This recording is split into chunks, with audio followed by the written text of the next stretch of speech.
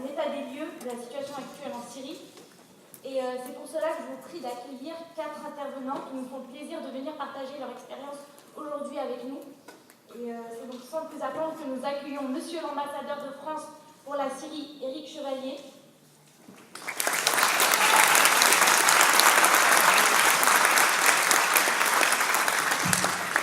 Monsieur Joseph Baoud, chercheur aux séries et enseignant à Sciences Po.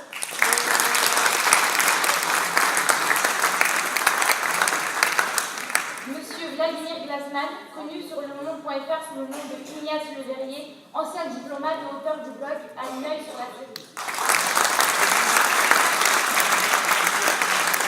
Monsieur Fabos Cheikh Ami, élu au conseil municipal d'Alep et représentant de l'ONG Pour une Syrie libre à Alep, qui est arrivé ce matin en France et qui nous fait le plaisir d'être là ce soir.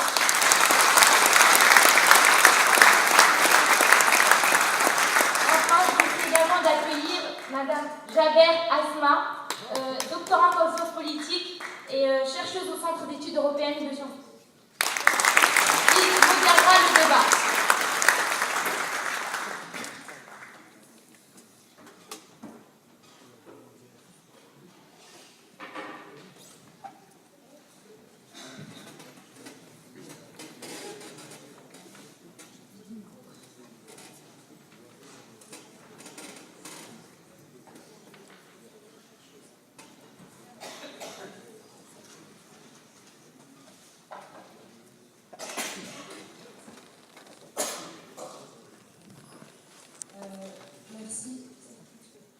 Merci d'être avec nous. Alors, on va commencer cette table ronde parce que je ne suis pas chercheuse, je suis doctorante en sciences politiques.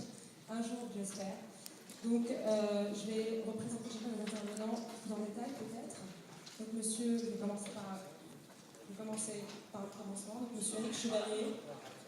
En fait, comme je suis en mode syrienne aujourd'hui, j'ai commencé par la droite, alors que d'habitude, j'ai commencé par la gauche. C'est mon côté syrien qui est revenu. Donc, monsieur Fardel Chefrani, qui était avec nous il y a quelques semaines, une fois pour la première fois.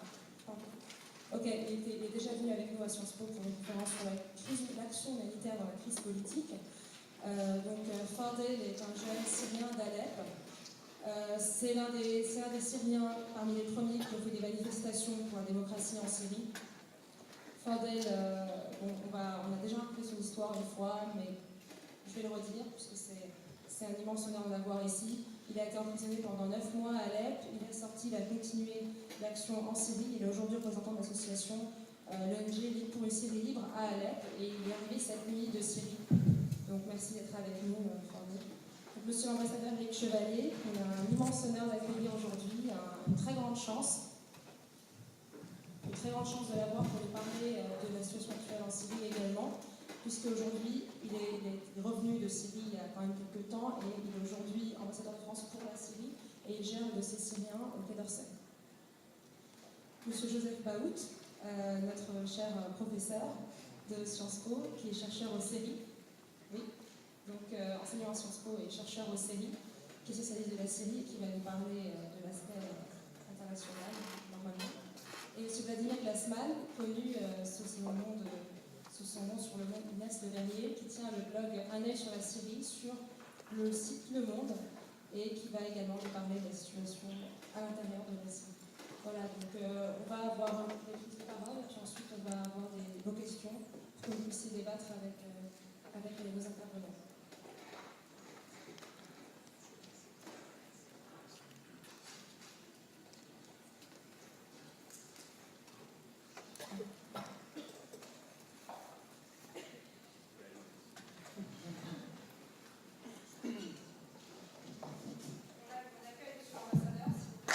Merci.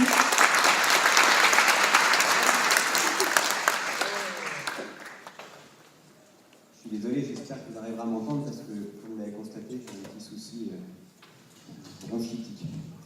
Je suis très heureux d'être avec vous ce soir. Je trouve que c'est une excellente initiative, vraiment, que des étudiants à Sciences Po décident de se mobiliser. C'est absolument indispensable et nécessaire que dans nos pays, nous continuions à nous souvenir qu'il y a en Syrie aujourd'hui la plus grave crise terrible depuis très longtemps. Bien sûr, il y a d'autres crises importantes aujourd'hui. La crise ukrainienne est évidemment une crise importante en termes de géopolitique, mais celle qui tue tous les jours, celle qui blesse, celle qui torture tous les jours, c'est bien la situation en Syrie. Et donc je suis très heureux qu'on ait l'occasion de le rappeler ici ce soir. Et bravo donc à l'association pour faire ce travail. Je vous félicite vraiment de ce que vous faites. Je suis très heureux d'avoir un représentant d'Alep, du Conseil civil d'Alep. Je vous dirai encore plus spécifiquement pourquoi je suis très heureux qu'il y ait un représentant d'un Conseil civil, parce que la France, depuis au moins 1 an et demi déjà, mais même avant, considère que ce sont les initiatives citoyennes, les initiatives locales, les mobilisations des Syriens eux-mêmes qui sont la première et sans doute la plus déterminante des réponses à la crise syrienne, même si ça ne doit jamais un instant dédouaner la communauté internationale de ses responsabilités. Donc je suis très heureux. Et pour avoir été peut-être parmi ceux qui depuis longtemps plaident pour que nous soutenions les conseils civils, je suis très heureux qu'il y ait un représentant des conseils civils à l'aide.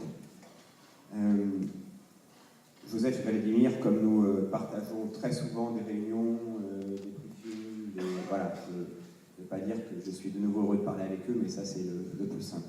Et puis, je suis très heureux de retrouver les frères Malas, parce que nous connaissons Damas, et ambassadeur à Damas, et que déjà à ce moment-là, nous essayions de soutenir, plus ou moins clandestinement, parfois très clandestinement, parfois un peu moins, les initiatives citoyennes, quand nous essayions d'aider les gens à se mobiliser, les frères Malas en faisaient partie. Et ensuite, quand ils ont voulu venir vers la France, et notamment travailler à Avignon, je me souviens, l'ambassade les a aidés à pouvoir réaliser cette première étape. Donc je suis très heureux de les retrouver là. Je ne suis pas sûr que leur niveau de français ait énormément progressé, donc je ne les félicite pas pour ça. Mais comme mon niveau d'arabe est pathétique, honnêtement, nous sommes à peu près au même niveau. Alors maintenant, peut-être 3 mots, mais je trouverais plus intéressant de répondre tout à l'heure à vos questions. Quelques mots simplement sur la crise syrienne, parce qu'on pourrait passer 10 heures à en parler, mais je voudrais en 3 minutes donner quelques éclairages majeurs, très brefs, et puis revenir sur les questions tout à l'heure. Premier point qu'il ne faut jamais oublier, derrière ce qu'on voit parfois, c'est-à-dire la radicalisation et l'augmentation de la violence en Syrie, il ne faut jamais oublier qu'il y a un peuple qui est là, qui est toujours là, qui aspire dans son immense majorité à la démocratie, à la liberté. Et je crois que parfois, on oublie un peu ça quand on regarde les images à la télévision, quand on regarde la crise syrienne telle qu'elle est couverte, et c'est normal, les médias font de ce point de vue leur travail, mais on perd parfois un élément absolument majeur, qui est qu'il y a aujourd'hui un peuple qui souffre, mais un peuple qui tente de s'organiser, et un peuple qui continue à vouloir aspirer à une vie libre et démocratique. Que ça soit d'ailleurs pour les gens qui sont encore à l'intérieur du pays, ou que ce soit pour les gens qui sont à l'extérieur, mais qui continuent à se mobiliser. Et ça, je crois que c'est très important de ne jamais l'oublier. Au milieu de ces radicalités qui se développent depuis 3 ans de guerre, et c'est normal, malheureusement, que quand la guerre dure, quand la violence augmente, les radicalités se développent, c'est malheureusement inéluctable. Il ne faut pas oublier que ça ne représente pas l'immense majorité du peuple syrien et son aspiration à la démocratie. Deuxième chose qu'il ne faut pas oublier, c'est que parfois on est un peu dans notre perception mis dans la confusion par la propagande du régime, de ce régime syrien qui est responsable aujourd'hui de beaucoup plus que 150 000 morts, parce qu'il y a malheureusement sans doute beaucoup plus que 150 000 morts, sans oublier les blessés, les torturés et les disparus. Ce régime-là, parfois, prétend qu'il défend les intérêts des minorités en Syrie, ou qu'il s'oppose à l'extrémisme et au radicalisme. Ceci est totalement faux. Et je voudrais que ceci soit bien clair pour tout le monde. Le régime est le meilleur allié objectif des radicaux. Je vais plus loin. le régime, quand on parle par exemple de l'État islamique d'Irak et du Levant, organisation terroriste, le régime est un allié opérationnel de l'État islamique d'Irak et du Levant. Il n'y ait aucune confusion là-dessus.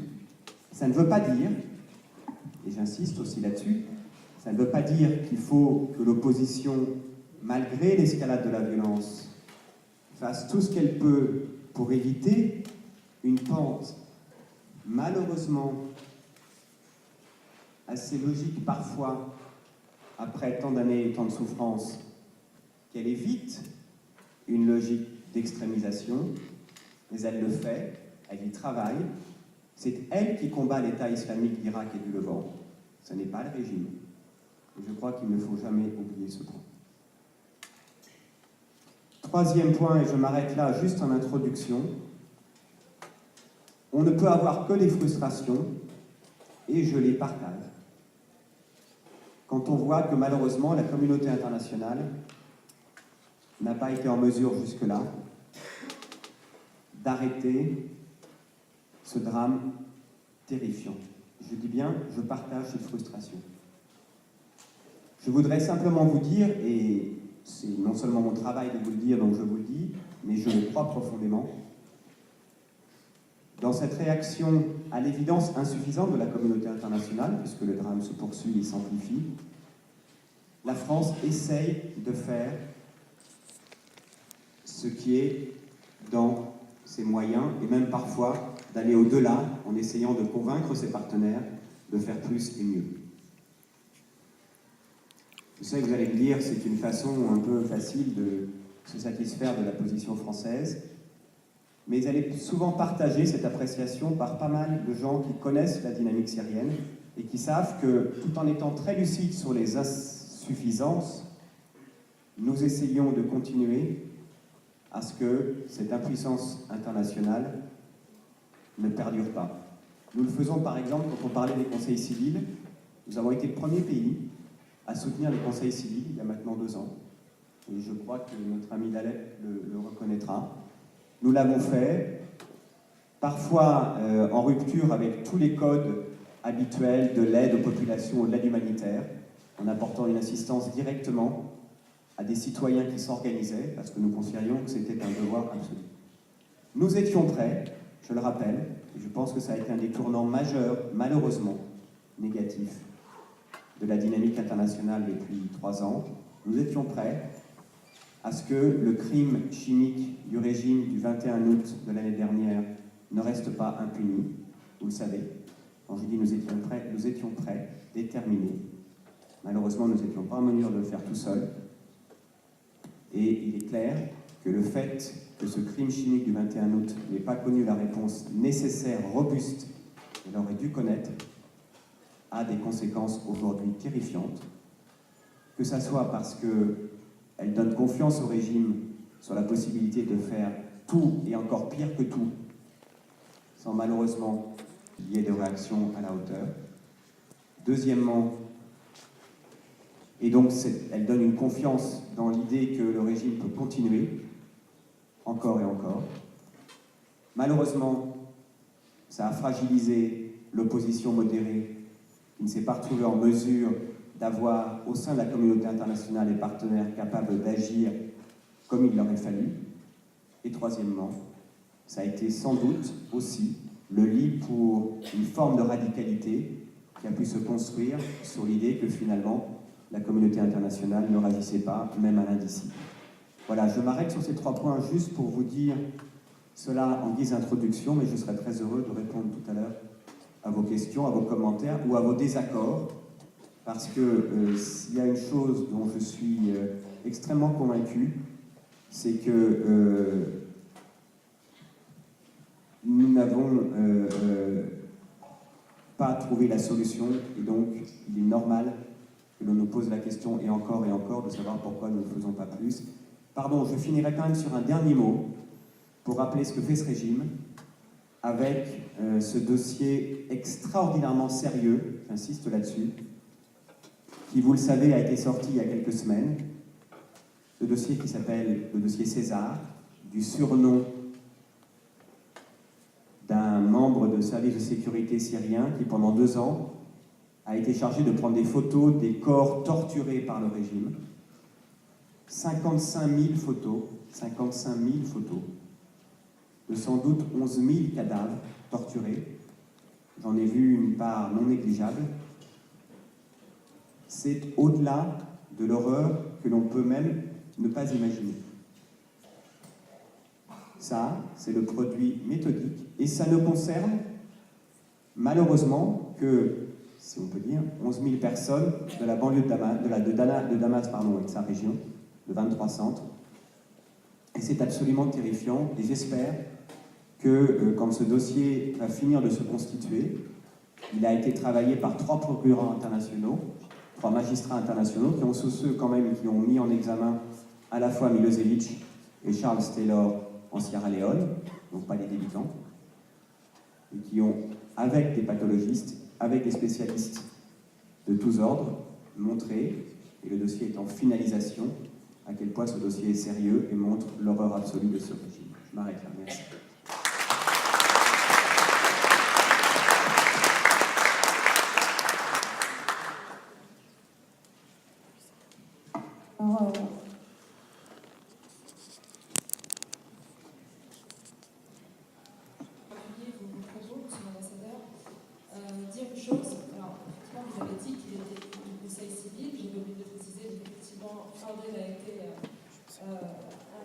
Président du conseil municipal de la ville d'Alep de transition.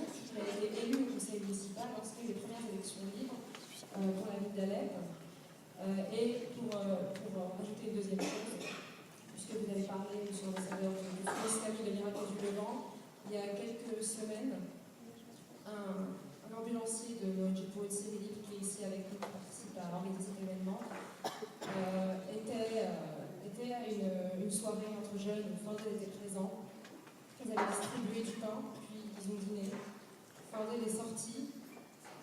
10 minutes après, 2 personnes du Front islamique de l'Irak et du Levant sont venues et ont tué tout le monde, y compris cet ambulancier qui est notre cousin. Donc voilà, effectivement, je suis désolée, c'est encore très, très récent. D'ailleurs, je vais dire son nom, c'est Moussa Abanoulaoui, donc je rends hommage aujourd'hui. Effectivement, ce sont les activistes civils, c'est l'opposition civile, mais surtout, avant tout, qui paye le prix, qui aujourd'hui combat, ou plutôt est combattu par ces radicaux. Je donne la parole à Fandel pour commencer avec vous.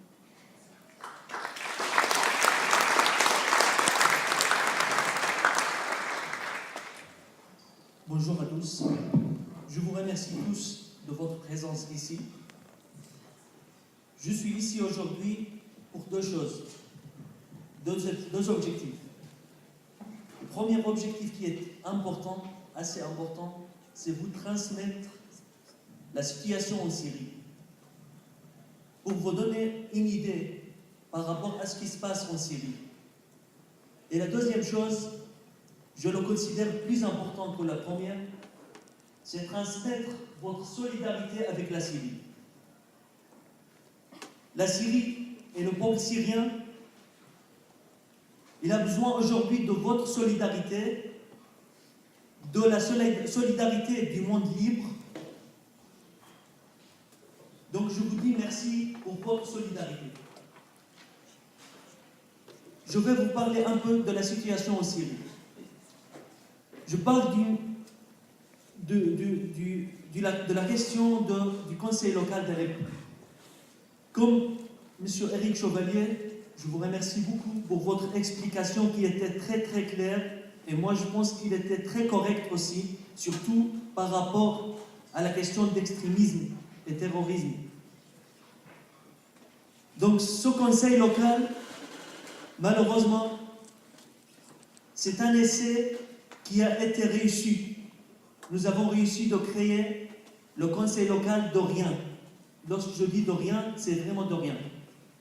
Le conseil local, pour vous expliquer c'est quoi exactement, c'est ce que vous appelez ici en France la municipalité, qui s'occupe de services. C'est pas de bombardement aussi. Oh là là, on a dû lui faire peur.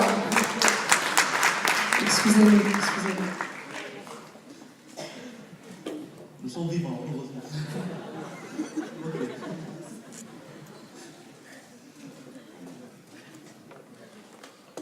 Ce conseil est vraiment très très pauvre, très modeste, et beaucoup de monde, beaucoup de pays, beaucoup de gouvernements ont promis. Heureusement. Et on a reçu beaucoup de ces promis. Mais on n'a pas reçu vraiment les choses qu'on nous a promis, mais on a reçu toujours des lettres qui disent on va recevoir, on va vous envoyer, vous allez recevoir, continuez, bon courage. Donc on doit dire merci.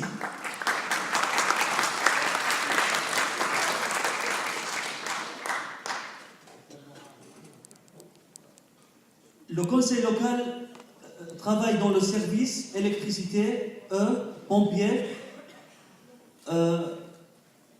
et nous n'avons pas des moyens, nous n'avons pas d'argent, on n'a pas des matériaux, on n'a rien de rien, et on travaille avec les mains. Lorsque je dis avec les mains, c'est vraiment avec les mains. Des fois, il y a des bombardements, il y a des gens sous les bâtiments, on utilise les mains pour sortir les gens vivants. Et ça prend des jours pour arriver à ces gens, mais enfin, ils deviennent morts. Deuxième chose que je vous parlais, c'est la situation humanitaire en Syrie. Comme je travaille aussi avec l'association pour une Syrie libre, nous avons plusieurs projets pour aider les gens qui sont en besoin. Nous avons un projet de colis alimentaires, nous avons un projet de lait de bébé, on vient de lancer un projet de boulangerie. Je profite de cette occasion pour remercier le ministère des Affaires étrangères et je remercie M. Éric Chevalier aussi, comme il fait partie de cette société. Nous avons plusieurs bureaux en Syrie, dont 2 bureaux à Alep, dans la ville, et un bureau au village, dans le banlieue. Donc nous avons plusieurs salariés et on essaie de gérer ce travail pour aider les gens dans cette situation difficile. Il y a quelques jours, nous avons fêté une fête de l'universel de la révolution syrienne. Mais malheureusement, cette fête était très triste. Avec 200 000 de morts, avec 100 000 disparus, avec 150 bâtiments, 150 maisons détruites, avec des villes qui a été perdues, avec des quartiers à Alep qui a été disparus complètement. On a fêté la 3e anniversaire de la Syrie, de la révolution syrienne. Aujourd'hui, j'aimerais bien vous dire que nous sommes en train de réussir, c'est vrai. Nous avons réussi la première fois de libérer la ville d'Alep, 60% d'Alep est libre de régime syrien, pour la première fois. La deuxième fois, on a libéré la Syrie de l'État islamique de l'Irak et Cham, aussi. C'était la deuxième fois.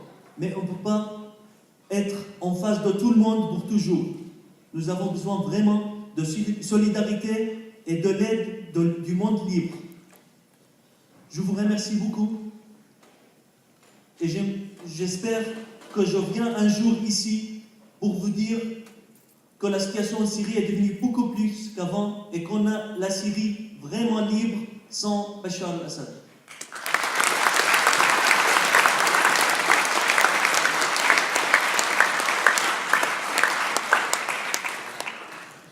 On remercie beaucoup Fardel et j'espère aussi qu'un jour on fêtera la libération de la Syrie, de ce régime criminel.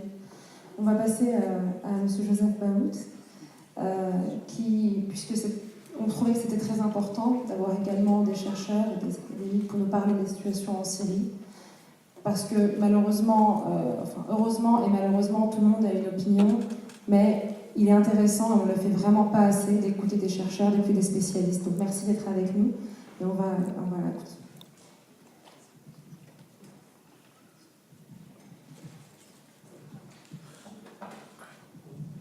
Et c'est la Saint-Joseph aujourd'hui. Tout à fait.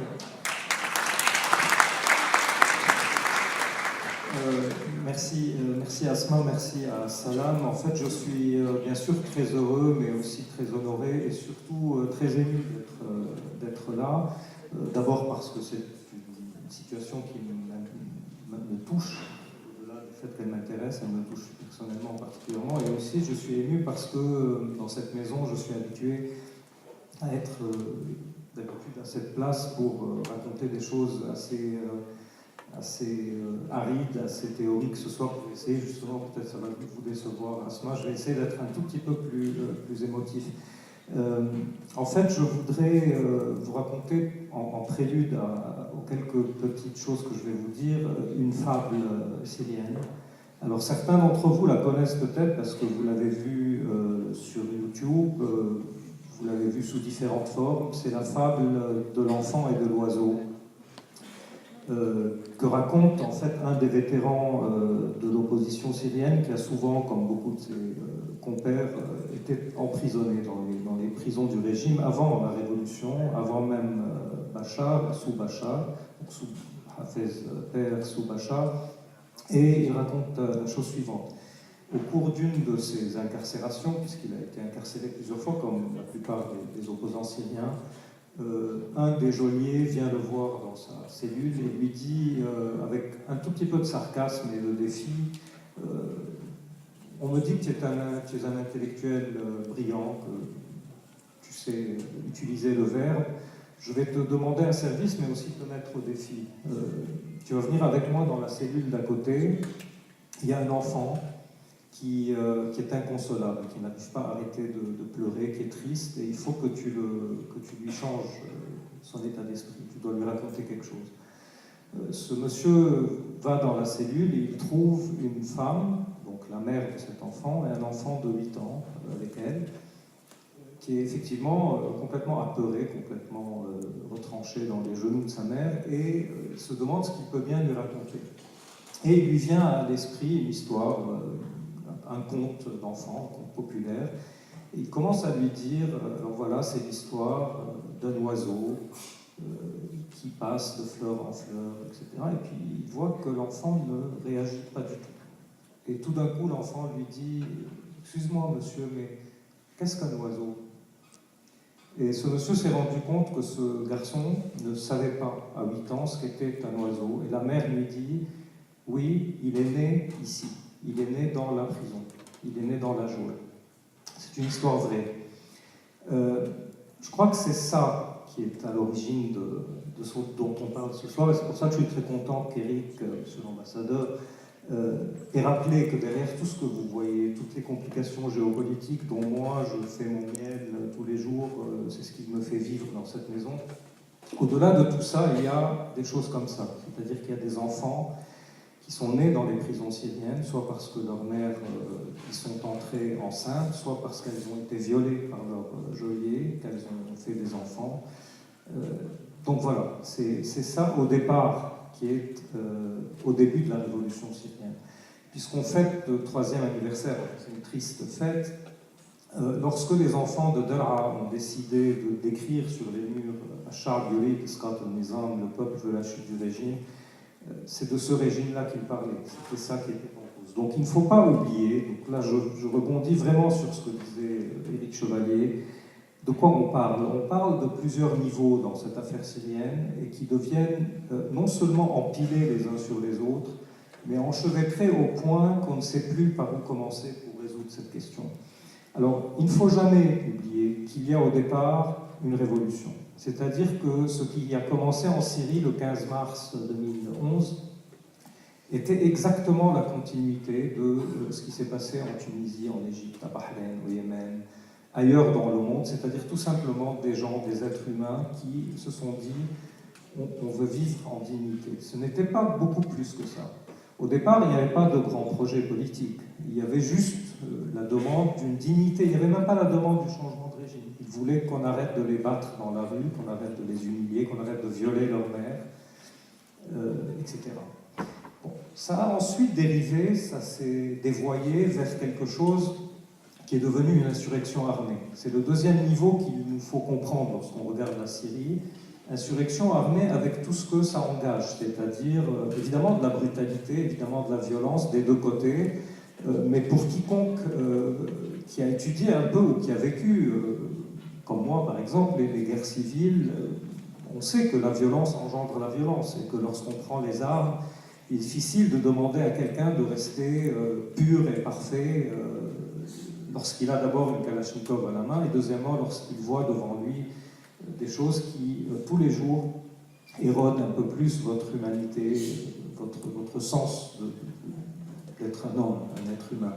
Donc ça, c'est le deuxième niveau, c'est celui de l'insurrection et de la rébellion armée, sur lequel se greffe, et je fais écho à ce que disait Eric, je demande de faire attention à l'usage des mots, sur lequel se greffe quelque chose qu'on veut nous faire croire, même s'il est vrai, je suis suffisamment scientifique pour ne pas pouvoir quand même tordre le bras à ma rationalité, c'est des éléments peut-être qu'on pourrait appeler la guerre civile, mais qui ne sont pas la guerre civile. Le régime essaye, ou ses supports essayent de dire en fait ce qui se passe, c'est deux moitiés de la Syrie qui sont l'une contre l'autre. Le régime, au fond, n'est que l'apparence d'une partie de la société, etc.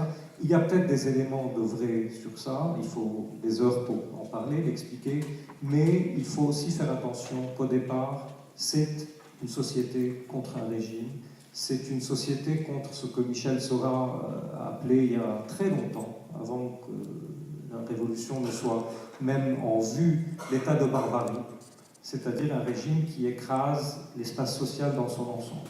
Et le troisième niveau, qui est probablement le plus compliqué, c'est celui dont j'étais supposé parler, je vais en dire un mot rapidement, c'est celui de la complication régionale et internationale.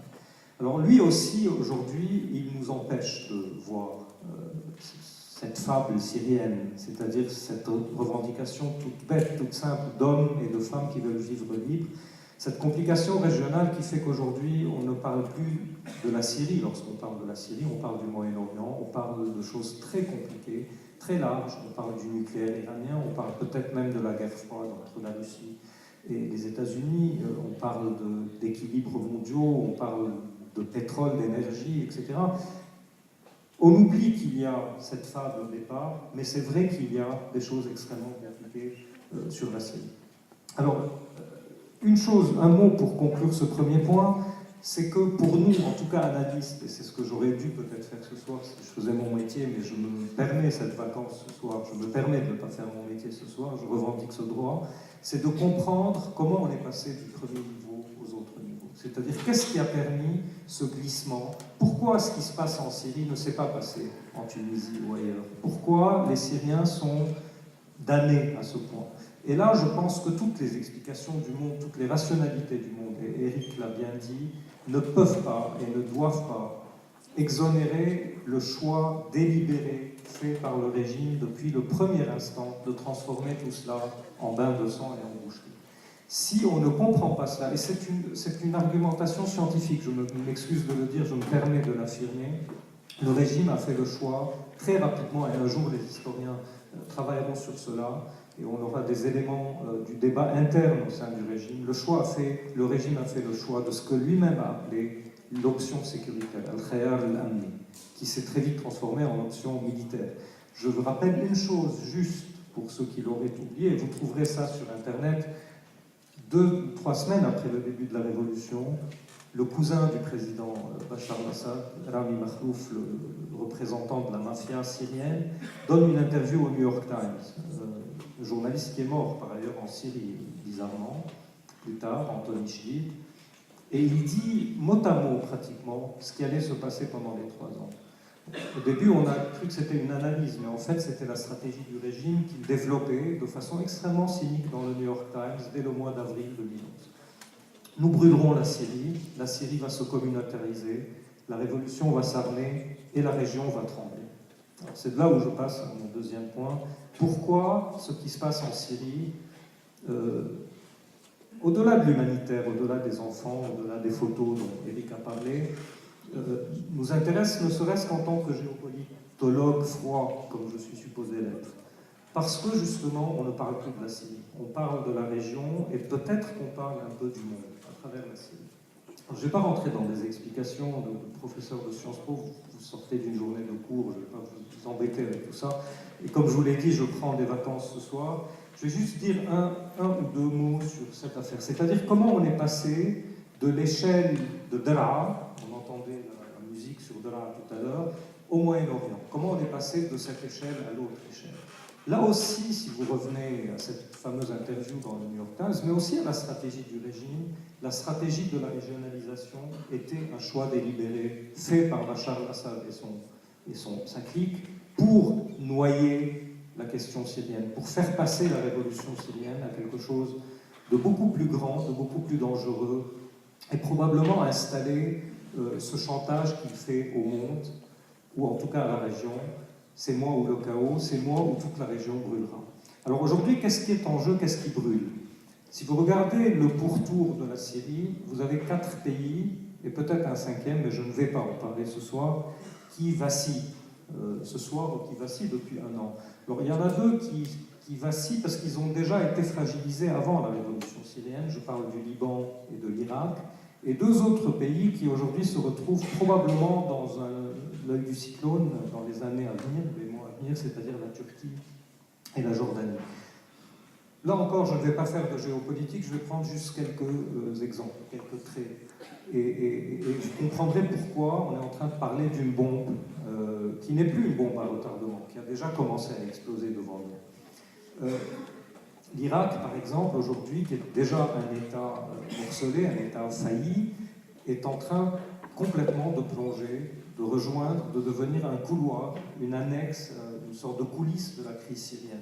C'est-à-dire que les régions sunnites de l'Irak sont devenues le réservoir et aussi la base arrière de la rébellion syrienne. Les régions chiites d'Irak deviennent le réservoir de combattants en soutien au régime et permettent à l'Iran d'approvisionner le régime en toutes sortes d'armes, d'argent, de pétrole, etc. Le Kurdistan irakien devient un tout petit peu le continuum du Kurdistan syrien. C'est-à-dire rien qu'à ce niveau, on est déjà dans quelque chose qui n'est plus seulement la Syrie. Si vous regardez du côté de l'Ouest, rien qu'hier soir, par exemple, lorsque la ville de Yabroud est tombée aux mains du Hezbollah, en fait, particulièrement plus que du régime syrien, la Beka libanaise s'est enflammée hier soir. Les routes au Liban, hier, étaient complètement fermées. Toutes les régions étaient bloquées. Parce que la chute de Yabroud avait un écho direct sur l'équilibre communautaire au Liban.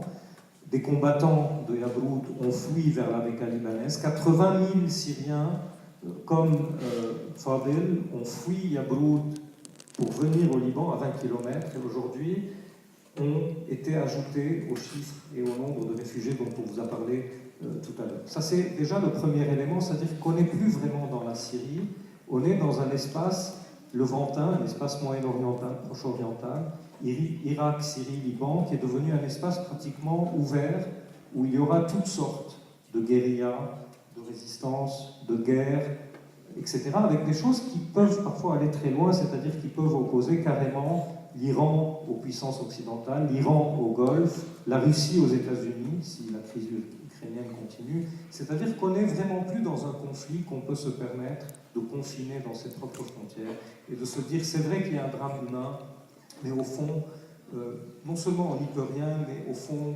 cyniquement, c'est une affaire entre Syriens, on attendra que ça se résolve. Ce n'est plus une affaire entre Syriens, c'est devenu quelque chose qui peut vraiment mettre le feu aux poudres de cette région dans son ensemble. On a parlé des réfugiés tout à l'heure, là je dirais un mot sur le Liban et sur la Jordanie. Les chiffres sont optimistes qu'on a entendus. On est aujourd'hui devant, ce n'est pas moi qui le dis, c'est l'Agence internationale des réfugiés des Nations Unies qui dit qu'on est devant le plus grand drame de déplacement humain depuis la Deuxième Guerre mondiale.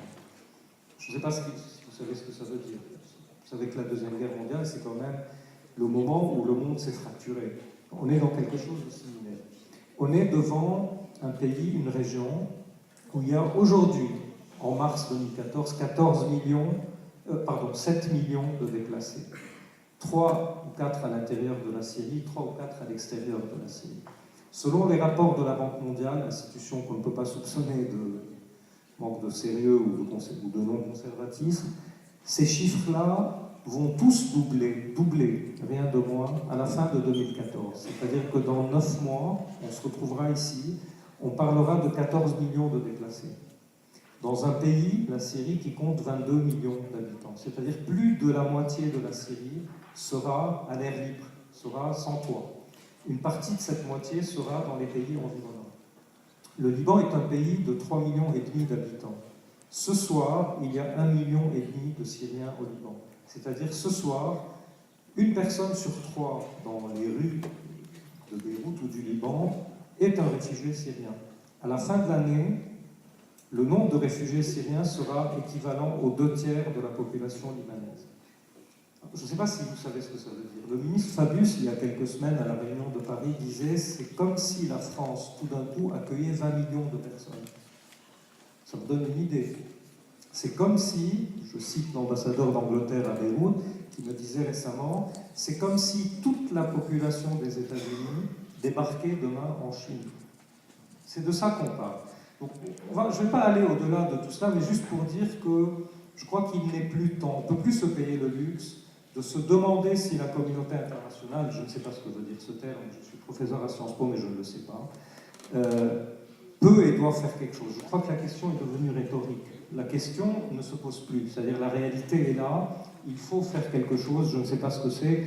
Des gens comme Éric Chevalier le savent, c'est leur métier, je les plains, mais je suis sûr qu'ils ont de grandes idées pour cela, et Éric le sait, je suis prêt de temps en temps à essayer de les aider à réfléchir à ces questions. Mais tout ça pour dire que je crois qu'on ne peut plus laisser ce drame syrien continuer. La dernière chose, et je finirai sur ça, même si c'est naïf, excusez-moi, mais la raison principale pour laquelle on ne peut pas laisser tout ça continuer, au-delà de ce que je viens de dire, c'est une question éthique, c'est une question qui est au cœur de notre civilisation. Ce qui se joue en Syrie, c'est, j'assume le côté exagéré de ce que je dis, c'est l'avenir du monde et l'avenir de l'humanité. C'est-à-dire qu'on ne peut plus, devant ce qui est en train de se passer, continuer à être entièrement des êtres humains. C'est-à-dire qu'une partie de nous est en train de mourir en Syrie, elle est en train de se salir en Syrie, elle est en train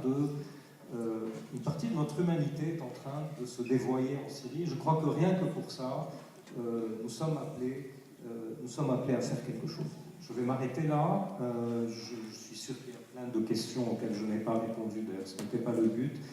Je crois que s'il y a une chose qu'on peut faire, et je rejoins ce que disait Fadel, c'est assurer aux Syriens, en tout cas si on ne peut pas arrêter cette machine à tuer, cet état barbare, on peut au moins assurer les Syriens qu'il y a quelque part dans le monde des gens qui, tous les jours, pensent à eux et se disent qu'il faut que ça s'arrête.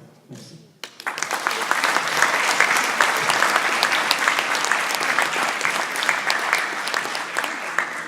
Merci beaucoup, Monsieur Baout. On passe la parole à Monsieur Vladimir Glassman, qu'on a la chance de rencontrer après l'avoir lu pendant ces années sur Le Monde.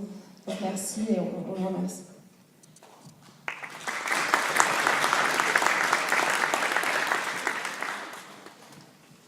Bonsoir. Dès le début de la crise en Syrie, le régime a annoncé que la révolution serait violente et qu'elle serait également marquée par le terrorisme.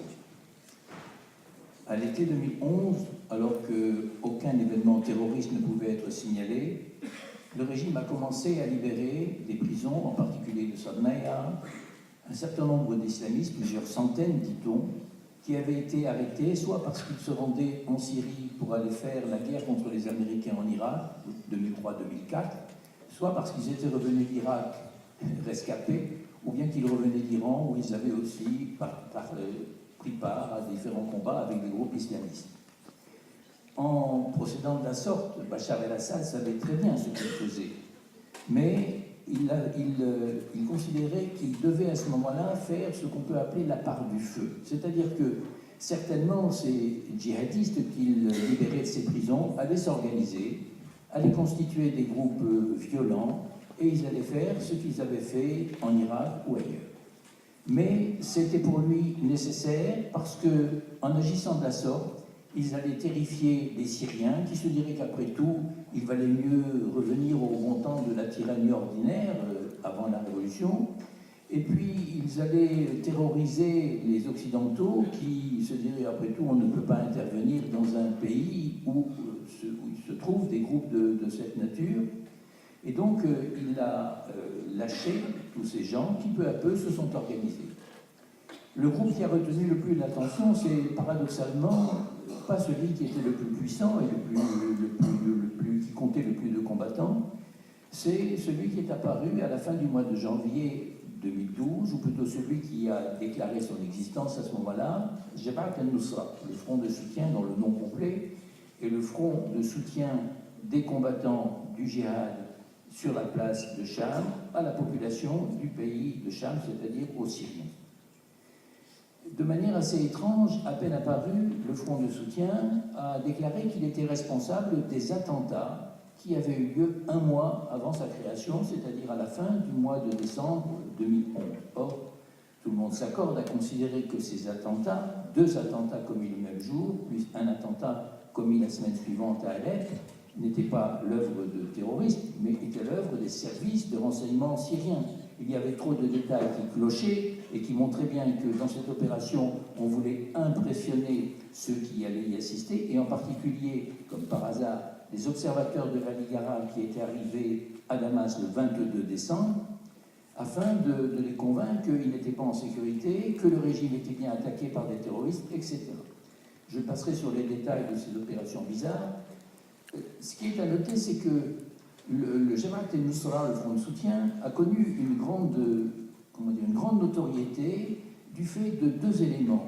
Le fait que le régime, systématiquement, a accentué, a porté les projecteurs sur le front de soutien, parlant de ces opérations, le mettant en avant à tout moment, même lorsque le front de soutien ne revendiquait rien du tout.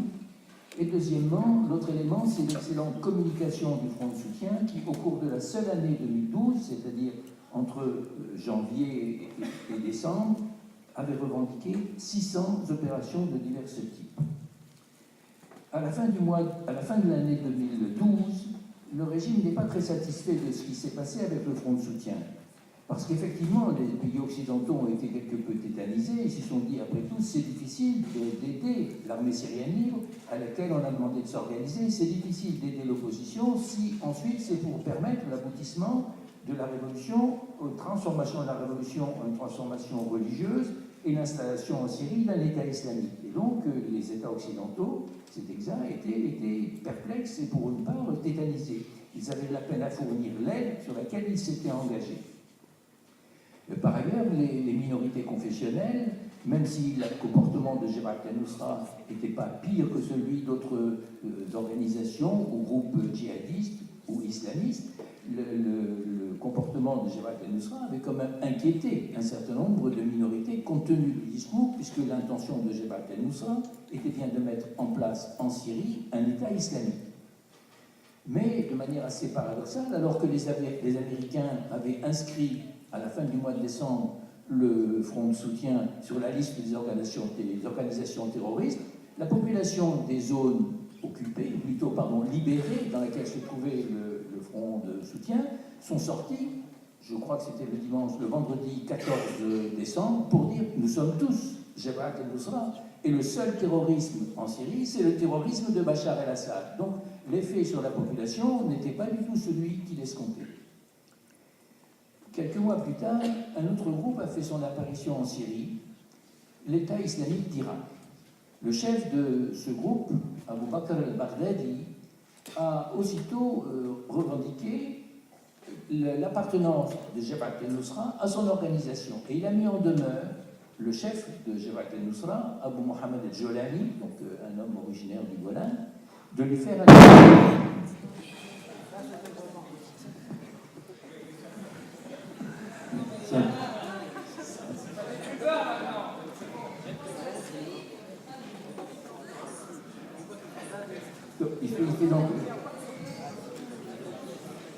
Il demande à Jolani de lui faire allégeance. Abu Mohammed al-Jolani refuse. Il est en effet tout à fait notable que le comportement de Jabhat al-Nusra en Syrie est tout à fait différent du comportement de l'État islamique en Irak. L'État islamique s'était caractérisé, et il commençait déjà à se caractériser en Syrie, par des violences extrêmes à l'égard des populations et par des agressions contre les autres groupes, par des enlèvements de citoyens, etc. À l'inverse, le Jabhat al-Nusra avait veillé à, conformément aux instructions d'un idéologue syrien, Abu Mus'ab al-Souri, à faire en sorte qu'ils vivent en bonne entente au milieu de la population.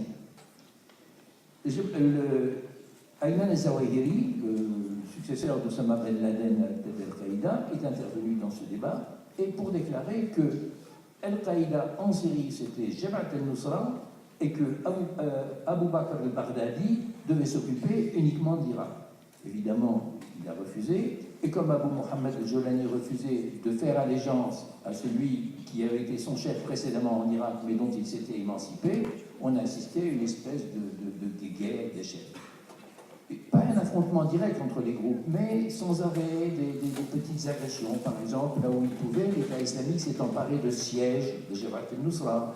À Raqqa, il s'est emparé du chef de l'émir de Jabhat al-Nusra dans la ville, etc., etc.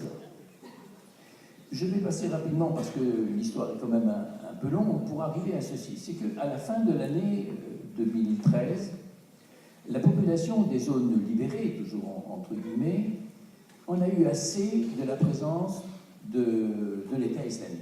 Il y a eu des manifestations à divers endroits pour protester contre ce que faisait l'État islamique et qui s'apparentait pour la population au comportement du régime.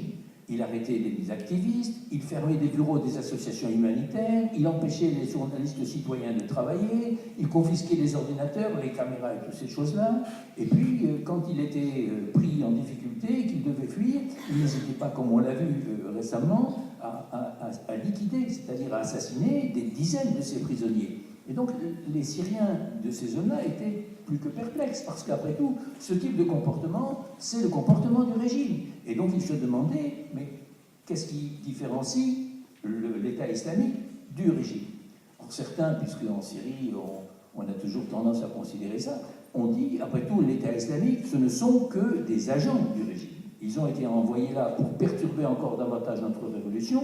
Les premiers étaient sortis des prisons de Sednaya, ceux-là ont été envoyés depuis l'Irak, comme par hasard d'ailleurs. La prison d'Abu Ghraib avait été attaquée en décembre 2013, et je crois que c'était en juillet 2013, et quelques centaines, on dit près d'un millier de djihadistes avaient été libérés et avaient pu rejoindre la Syrie où ils avaient apporté leur soutien à l'État islamique. Et donc les Syriens se demandaient, ceux qui n'ont pas cette théorie du complot à la tête se disent après tout, ce à quoi on a affaire, c'est comme disait Eric Chevalier, simplement des alliés objectifs.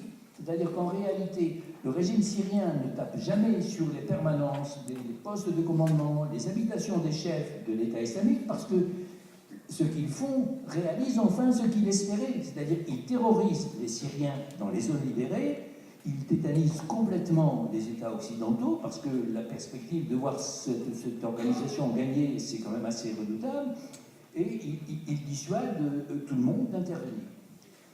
L'intéressant, c'est qu'à la fin du mois de décembre 2013, donc les Syriens des zones occupées ont commencé à bouger eux-mêmes contre l'État islamique, avant que les groupes armés décident de faire quoi que ce soit. Les groupes armés étaient gênés parce qu'il y a quelque chose dans l'islam qui est extrêmement important, c'est qu'il ne faut pas provoquer la fitna, la division entre les musulmans.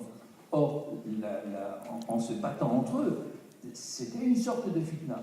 Ils avaient donc besoin que les oulémas leur donnent la fatwa qui les autorisait à aller affronter directement l'État islamique. C'est ce qui s'est passé au cours du mois de janvier, au début du mois de février. De très nombreux oulémas, mais aussi des organisations d'oulémas, ont publié des fatwas dans lesquels ils disaient les gens de l'État islamique, ce sont des khawarij, c'est-à-dire ce sont des gens qui se sont exclus eux-mêmes de la communauté parce que ce sont des roulades, c'est-à-dire des extrémistes, le rouleau. À partir de là, plusieurs groupes armés, dont le Jabhat al-Nusra, se sont lancés contre l'État islamique, et le résultat de cela, c'est ce qu'on a vu ces derniers jours. L'État islamique a été obligé de retirer ses combattants de la côte, de l'attaquer. Pratiquement, ils sont tous regroupés dans le gouvernorat de Raqqa, dans la ville de Raqqa et autour de Raqqa. Alors c'est vrai que là, ils cherchent à mettre en œuvre leur programme, c'est-à-dire ils disent nous sommes l'État islamique et donc nous imposons le comportement, les règles islamiques les plus rigoureuses, puisque ça correspond à leur idéologie, à toute la population, qu'il s'agisse de musulmans ou qu'il s'agisse de non-musulmans qui sont réduits à leur état de zimmi, comme vous avez pu le lire, un certain nombre de journaux. Alors, donc cette affaire est extrêmement intéressante, même si elle est aussi extrêmement douloureuse, parce que la révolte des Syriens contre l'État islamique montre que le régime ment lorsqu'il dit que c'est lui qui lutte contre le terrorisme, comme ça a déjà été dit. Ce n'est pas vrai. Le régime a besoin du terrorisme pour se vendre, lui, aux États occidentaux et pour leur dire « ne me touchez pas ». Je peux lutter contre le terrorisme, mais acceptez-moi tel que je suis. Et laissez-moi ensuite régler le problème à ma manière. C'est-à-dire qu'on va d'abord tuer les activistes et les opposants, et ensuite, si on a le temps, on s'occupera des moudjahidines ou des djihadistes. Donc, c'est le premier mensonge. Le deuxième mensonge du régime, c'est de dire qu'il est seul, finalement, à pouvoir rester en place. Intéressant aussi, c'est de noter que la population s'est révoltée, que les autres groupes islamistes aussi, puisque ce sont des groupes islamistes qui luttent contre l'État islamique. Ça veut dire que, en fait, les Syriens ne se reconnaissent pas dans un islam radical. Ils se reconnaissent dans un islam modéré, celui qui a été modelé par toute leur culture au long des siècles, et c'est aussi cela qui, à mon sens, est extrêmement porteur d'espoir dans cette période très difficile pour le peuple syrien. Je vous remercie.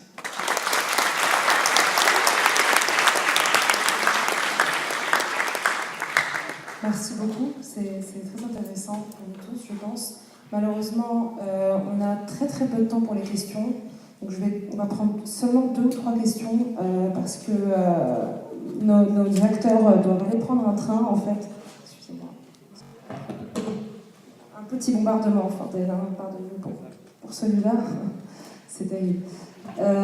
Donc on va prendre très rapidement, je demande d'être très bref, aux personnes qui ont des questions et à nos intervenants, parce qu'on ne veut pas avoir ramené les frères Marlens pour rien. Donc on a vraiment quelques minutes seulement pour les questions, et je suis désolée qu'on ait si peu de temps. On va prendre la première question. Alors, bonjour à tous, merci à Salam d'organiser cette conférence et merci à vous messieurs de nous éclairer sur la révolution syrienne. Alors, on sait tous que le principal soutien du régime syrien, c'est la Syrie. Mais alors, il y a quelques mois, si vous pouvez croire que la Syrie avait commencé à réfléchir sa position, est-ce que, compte tenu du rapport de force qu'essaye d'imposer Vladimir Poutine face aux Occidentaux à travers la situation d'Ukraine, et j'entends par là l'annexion de la Crimée, est-ce que la résolution du conflit syrien dépend indirectement ou plutôt directement de la réponse des États de l'Union européenne face au conflit ukrainien? Et si oui, comment est-ce que ça va se traduire diplomatiquement et où sur le terrain?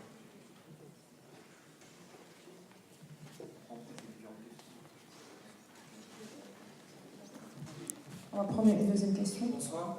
En fait, moi, la question que je voudrais poser, c'est plutôt un questionnement que je me pose, que beaucoup de gens se posent, que beaucoup de Syriens dans mon entourage se posent, depuis peut-être 1 an et demi, c'est jusqu'où on va aller. Parce que, dans les faits, aujourd'hui, 7 millions de réfugiés, peut-être 14 millions dans 1 an, il y a les services consulaires qui sont arrêtés là dans la semaine pour les Syriens à l'étranger. Une grande partie de ces Syriens pensent qu'elle ne retournera jamais en Syrie.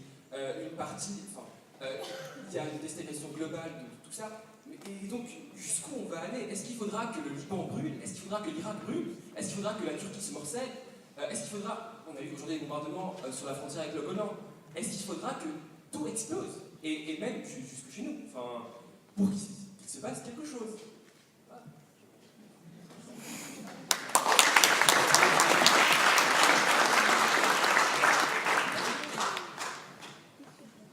Bonsoir. Moi, ma question elle porte sur. Tout à l'heure, vous avez parlé justement des pays aux alentours qui allaient être touchés par cette crise. Mais il y a un pays enfin, qui est déjà en crise à côté, c'est le conflit israélo-palestinien. Est-ce qu'il y a des liens où la solution, s'il y a une solution en Syrie entre Israël et la Palestine, y aurait-il un lien entre les deux crises? Enfin, dans la résolution des deux crises. D'accord. Merci. On va passer aux réponses. Et malheureusement, je ne suis pas sûre qu'on ait le temps de prendre plus de questions. Une dernière question. Mais on est vraiment désolé, mais malheureusement, ils ont cours en fait demain, puisqu'ils apprennent le français et qu'ils vont à la fac. Donc ils sont obligés de rentrer par le dernier train qui est à 21h. Donc voilà, désolé pour ce problème de temps. Ok, ma question elle va être très rapide, c'est pour M. Chevalier. On parle donc du soutien français pour la Syrie. Moi je suis très sceptique sur ça. Surtout Amnesty International a dit fin février que l'Europe ouvre ses portes qu'à 0,5% des gens qui ont besoin, des réfugiés, ouvre ses portes qu'à 0,5% des réfugiés total. Donc c'est juste 15 000 personnes syriennes en Europe. Et la France, elle n'en compte que 500 personnes syriens réfugiés en France. Donc je me demande, si on parle de soutien vraiment pour la Syrie, je ne vois pas dans les faits, quoi. Donc c'est tout. Excusez-moi pour mon stress.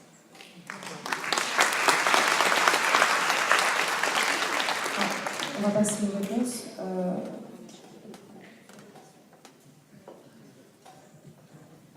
Je vais commencer par la dernière parce que je vous ai dit que non, mais moi je suis très content qu'on discute de tout, y compris ce sujet qui est un sujet important.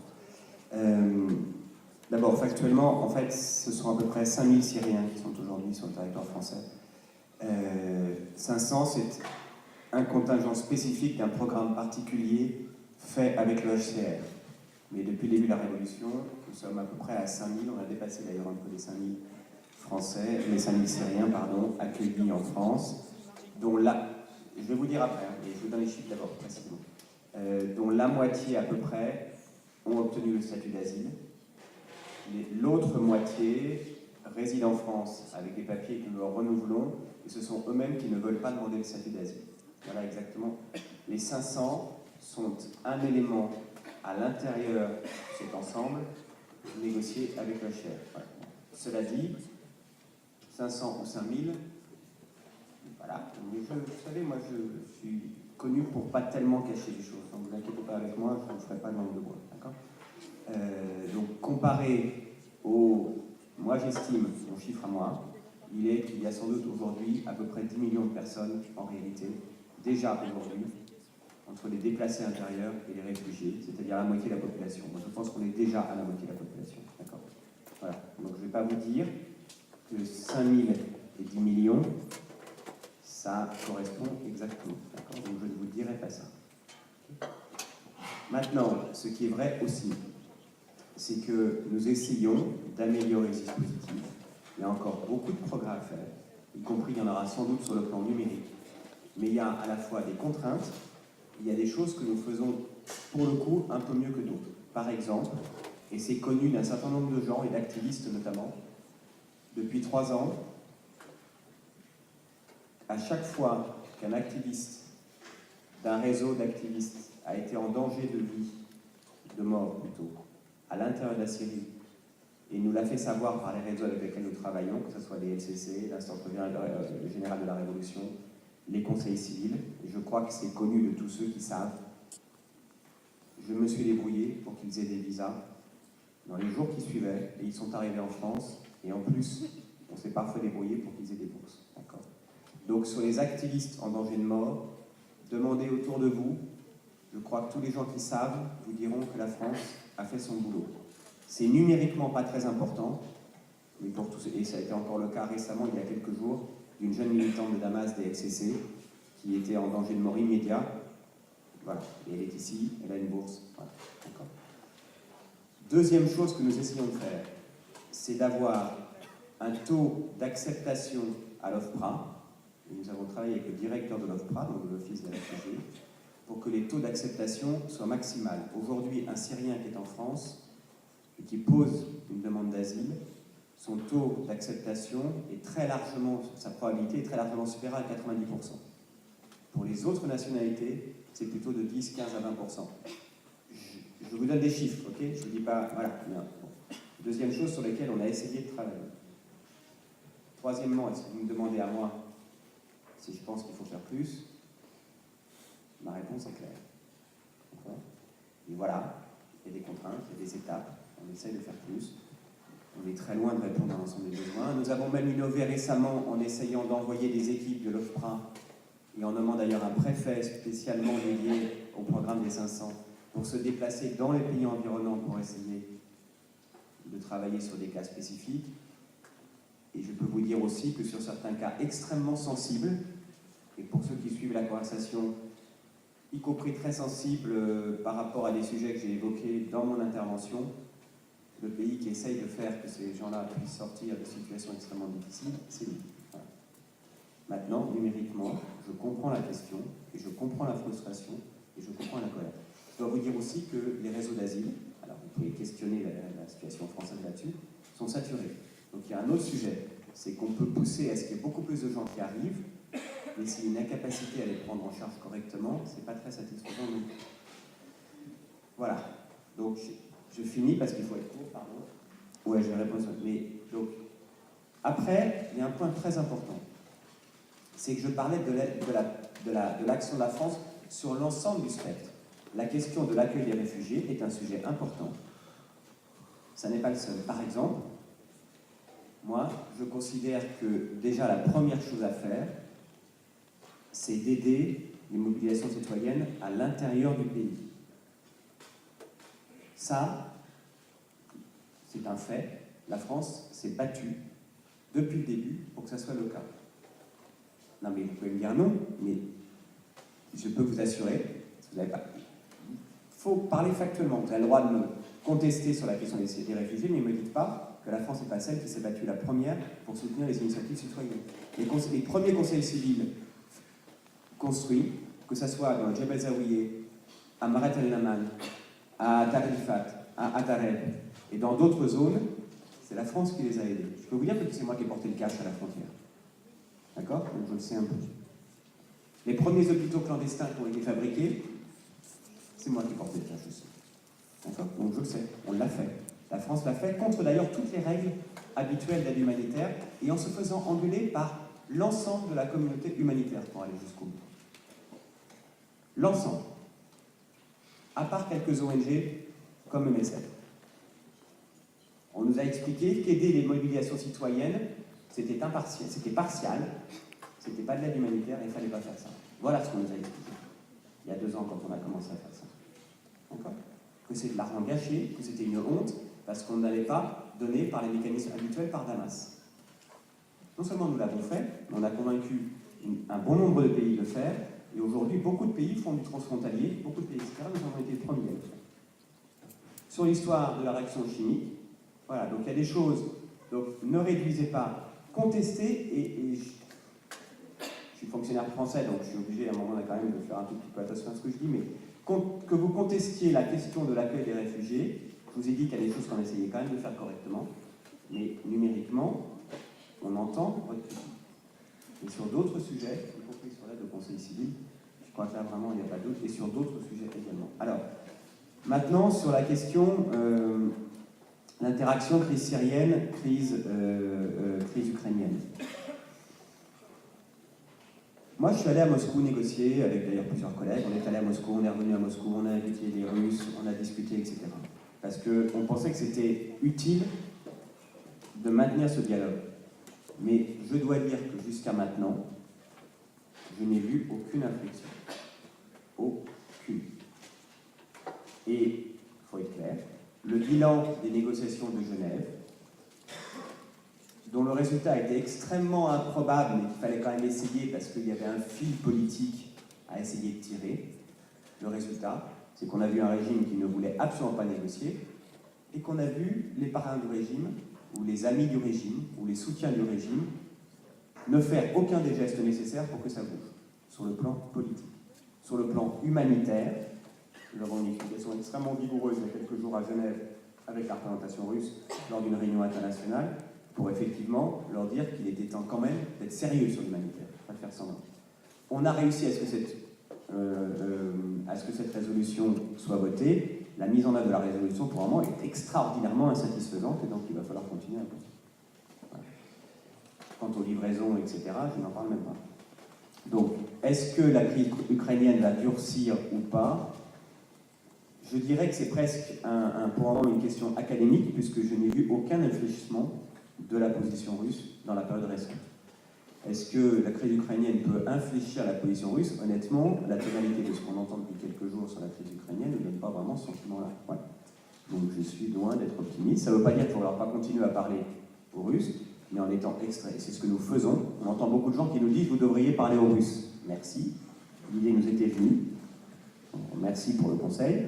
Et même depuis quelques temps, parce qu'on n'est pas totalement, complètement aveugle, mais en même temps, on refuse de considérer qu'on est pieds et poings liés face à une position russe, et donc on continuera à pousser et à faire des choses parallèlement, de façon complémentaire, etc. Merci beaucoup.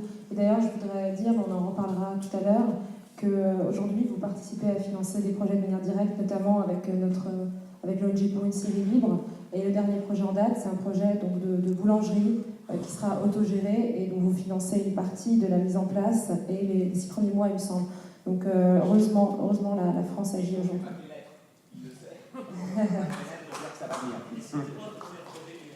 Non, c'est pas le premier, effectivement. C'est pas le premier. Je suis désolée, on a très peu de temps. Donc on a 2 micro-questions. Le conflit israélo-palestinien. On n'a vraiment pas le temps d'en parler longtemps. Et puis jusqu'où on va aller, je suis même pas sûre qu'il y ait une réponse. Trois petites choses, rapidement. Moi, je ne suis pas fonctionnaire, donc je ne suis tenu à rien, mais il faut quand même rendre justice à quelque chose. Au-delà de votre frustration, Eric a répondu sur les aspects techniques, mais il y a une chose dont moi, en tout cas personnellement, je peux être fier en tant que citoyen français sur cette affaire, c'est que sur la position diplomatique, en tout cas, et sur les questions de fond, je pense que de tous les États de la planète, je le dis vraiment très objectivement, la France est probablement la seule qui ne peut pas être prise en défaut de cohérence sur la question syrienne depuis le premier jour. C'est-à-dire que même, et Eric le sait très bien, il est lui-même en but à des critiques de part et d'autre, pas seulement en France, on lui reproche un activisme peut-être exagéré, mais la France, on lui reproche aussi parfois une certaine naïveté, vous le savez, c'est-à-dire, oui, vous soutenez la révolution, vous êtes pour la chute de Bachar, mais où ça va mener? Vous avez réfléchi à un plan B. Heureusement qu'on est un des pays qui n'est pas en train de réfléchir à un plan B. Je le dis, je suis professeur de sciences politiques. Ça satisfait au moins quelque chose. Alors, évidemment, on peut toujours prendre plus de réfugiés, on peut faire plus de boulangeries. Eric peut prendre plus de valises de cash avec lui en Syrie, et ce n'est pas facile parce qu'il expose des vies dans cette affaire. Mais il y a une chose dont on peut être fier si on est tous d'accord ici, entre nous, sur la cause à soutenir, c'est que la France, en tout cas, je crois que l'opposition syrienne le lui reconnaît, et probablement, même, y compris les États de la région, la Turquie et les pays du Golfe, est le soutien le plus solide, le plus constant et le plus sérieux de cette affaire-là. Toutes les instances internationales peuvent en témoigner. Et on nous le reproche. On le reproche à Eric, moi je l'entends toute la journée parce que je travaille un tout petit peu avec eux, etc. On nous raille, mais je suis content. Deuxième chose, l'Ukraine. Alors, paradoxalement, je ne crois pas que l'Ukraine infléchira la position russe, bien au contraire, mais on peut espérer, et je suis aussi naïf, peut-être, c'est qu'elle infléchira la position américaine. Alors là, on revient justement à tout ce qu'on discutait, c'est-à-dire probablement que l'épisode chimique du 21 août a été quelque chose qui pèse sur la vie internationale. Moi, je crois que si on avait agi autrement, et je suis d'accord avec Eric, et on le sait, nous, on était prêts à agir, et ça aussi, ça me rend fier, d'une certaine façon. Je crois que l'Ukraine aurait été lue différemment. Je ne sais pas, peut-être que Poutine aurait fait ce qu'il a fait, mais au moins, on serait dans un autre monde. On ne serait pas aujourd'hui dans un monde où les journaux américains et la presse internationale grouillent de caricatures sur les lignes rouges d'Obama. Et je crois que c'est important. Donc j'espère que ça va un peu dessiller nos partenaires sur ce que nous on sait, parce qu'on en parle depuis longtemps, sur le fait qu'au fond la Russie soutient ce régime malgré toutes les simagrées internationales. Et la conférence de Genève récente a été une preuve. Je finis sur le conflit israélo-arabe, c'est interminable, mais juste une chose. Tous les conflits sont liés dans la région, mais en même temps, leur lien ne doit pas servir d'alibi et de prétexte pour ne pas résoudre des questions qui doivent être résolues. Le peuple syrien s'est révolté, Il avait probablement en tête la Palestine comme tous les peuples arabes, mais je crois que d'abord il voulait que l'enfant dans la prison connaisse l'oiseau et le ciel. Je crois que c'était ça au départ. Et je crois que si les enfants de Syrie grandissent normalement, il y a de meilleures chances probablement que leur revendication du droit des peuples arabes à la dignité dont le peuple palestinien a un État soit gérée et conduite de façon plus intelligente qu'elle ne l'a été jusque-là. C'est tout ce que je dirais. Une chose dernièrement sur ce point-là, ce que disait Vladimir, ce qu'a dit un peu Eric, de la même façon que ce régime, avec le cynisme qu'on lui connaît depuis 45 ans, se cache derrière les questions de minorité, de coexistence, etc. Il s'est caché derrière la crise palestinienne et la crise du conflit israélo-arabe. Il n'y a pas un pays arabe qui a mis les mains dans le sang palestinien autant que le régime syrien. Je peux moi-même en témoigner personnellement, de ma vie antérieure. Et je crois que ça continue. C'est-à-dire le cynisme de ce régime à instrumentaliser la question israélo-arabe est tel qu'il faut aussi faire attention à cela. Le fait que depuis 2 jours, il essaye d'embraser le front du Golan est complètement à mettre dans la ligne de cette stratégie du pompier pyromane. Je crois que si les Syriens un jour doivent devenir un des peuples qui aideront les Palestiniens à reprendre leurs droits, ils ne pourront le faire que s'ils sont libres, c'est-à-dire que si ce régime s'en va.